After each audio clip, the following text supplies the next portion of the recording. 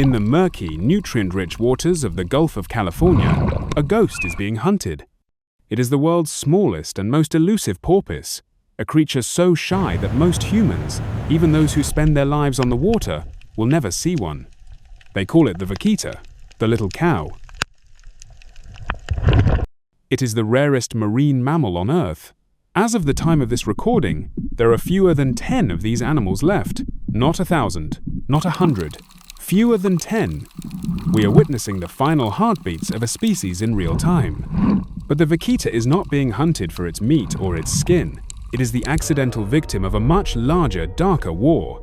A war for a prize known on the black market as aquatic cocaine. ¿Todo bien? Sí, todo. We are about to take you inside the desperate, last-ditch race to save the Vaquita. It is a true crime story involving international cartels, heroic activists, and a secret, multi-million-dollar trade that is pushing a beautiful creature into oblivion. The question is, are we already too late? To understand this tragedy, you must first meet the victim. The Vaquita is a biological masterpiece, perfectly adapted to its unique home in the upper Gulf of California and found nowhere else on Earth. With its small, stocky body and distinctive dark rings around its eyes and lips, it looks like a perpetually smiling phantom of the sea.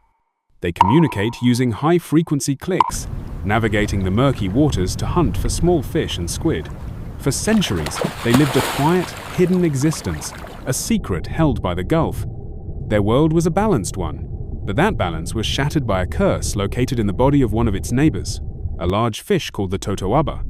The Totoaba possesses a large swim bladder, or maw, that is, for reasons of superstition, prized as a delicacy and a pseudo-medicinal status symbol in parts of China.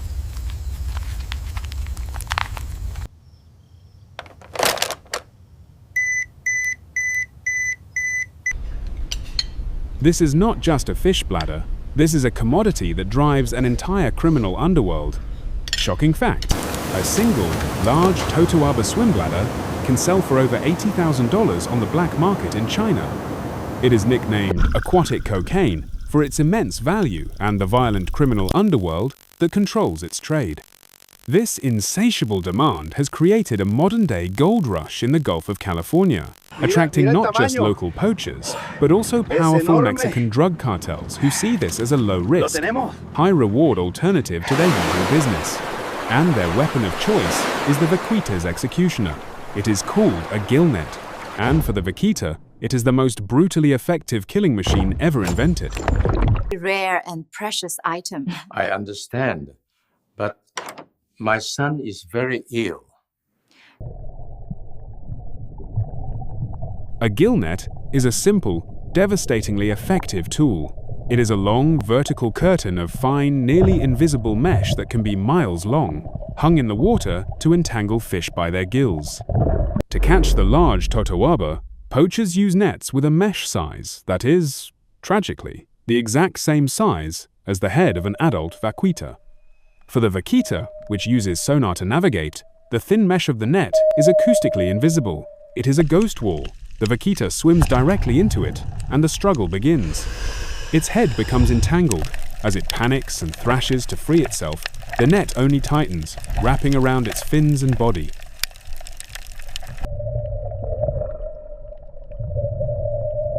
This is not a hunt, it is a silent, underwater execution.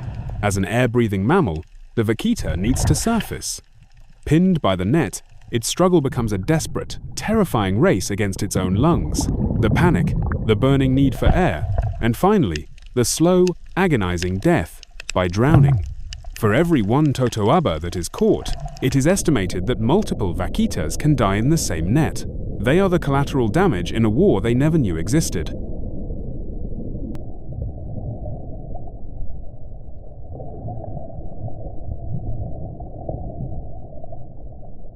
With the Vaquita population plummeting towards zero, a new kind of army has descended upon the Gulf of California. On one side, the poachers, backed by the ruthless efficiency and violence of the cartels. On the other, A small, dedicated group of scientists and Échala ya. activists Con cuidado, engaged que no in a haga ruido. direct, dangerous war with the cartels to save the last 10 ghosts. On the front lines are direct There it action is. conservation groups Dead ahead. like the Sea you Shepherd sure? Conservation Society. Positive. Their mission is as simple as it is dangerous. Alto. Find and remove the Stop the illegal boat. gillnets before they No can te kill muevas. a vaquita. We see their ships patrolling the waters, often at night, playing a high-stakes game of cat and mouse. Confrontations are common. Poachers, often armed, will attack the conservation vessels, throwing rocks or Molotov cocktails to protect their multi-million-dollar illegal catch. But the activists persist. Using grappling hooks, they pull the massive, tangled walls of death from the water, a physically grueling and emotionally draining task. Shocking fact, in just a few years, conservation groups have removed over 1,000 of these illegal nets from the Gulf enough to wrap around a small city. Each net pulled is a small victory, but they know, as soon as they leave, the poachers will be back. In 2017, in the most desperate effort yet, an international team of scientists attempted the unthinkable to capture a few of the remaining vaquitas and start a protected breeding program. They called it Okay, heart rate is Vaquita stable. CPR. Temperature? Hope surged when they Slightly successfully elevated, but captured an within adult acceptable female. limits. She was the key, check respiration. but the ghost of the sea could not survive captivity. The Respiration's stress of climbing too capture was fast. too much for her wild heart. Pressure's She dropping, died this isn't just good. hours later, despite the frantic efforts of the world's top veterinarians. The mission, humanity's last great hope, was a heartbreaking failure. The vaquita cannot be saved in a lab. It can only be saved in its home, and its home is still a war zone, controlled by criminals. With fewer than 10 left, the clock has all but run out. The story of the vaquita is not like the story of the tiger or the sea turtle. Its extinction will not cause a dramatic trophic cascade. The oceans will not turn purple. Its role in the ecosystem is subtle, a secret it may now take to the grave. No, the extinction of the Vaquita is something far more chilling. It is a story about us. It represents a profound moral failure. Unlike past extinctions where we could claim ignorance, here, the crime is happening in plain sight. We know exactly what is killing the vaquita. We know exactly where it is happening. And we know exactly how to stop it. Its death is not an accident. It is a choice made by our collective global indifference, our inability to stop a criminal enterprise driven by a superstitious belief in a fish bladder.